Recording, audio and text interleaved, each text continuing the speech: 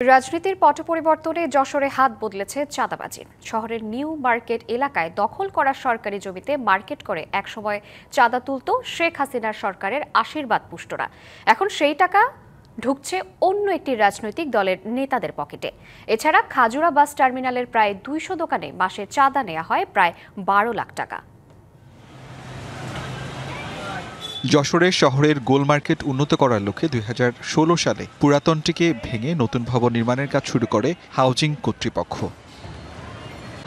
২০১৭ সালে মার্কেটের ফাঁকা জমি দখলে নিয়ে ৪০টি দোকানঘর নির্মাণ করে বিগত সরকারের প্রভাবশালীরা। দোকান প্রতি এককালীন ২ লাখ এবং ভাড়ার নামে মাসে ৫,০০০ টাকা চাঁদা তুলত চক্রটি।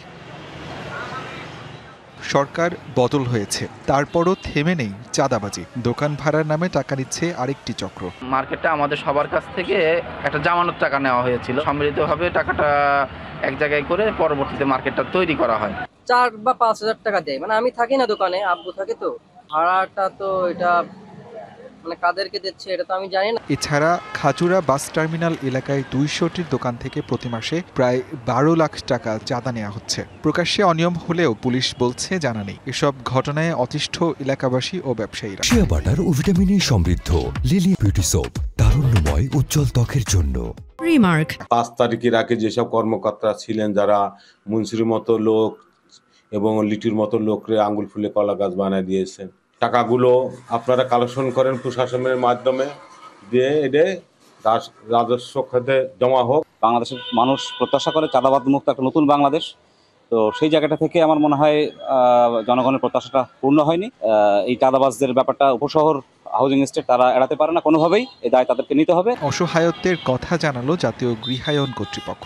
নির্মাণ করার পরে আমরা কয়েকবার হয়তো বা আমাদের এখান থেকে দেওয়া হয়েছে, বাধা দেওয়া হয়েছে, কিন্তু দেখা গেছে যে যারা স্থানীয় ছিল তারা বেশি পাওয়ারফুল ছিল, যার জন্য হয়তো আমরা পারে উঠতে পারিনি। কিন্তু আপাতত এখন এই উচ্ছেদটার মানে মনে হচ্ছে যে প্রয়োজনীয়তা কম।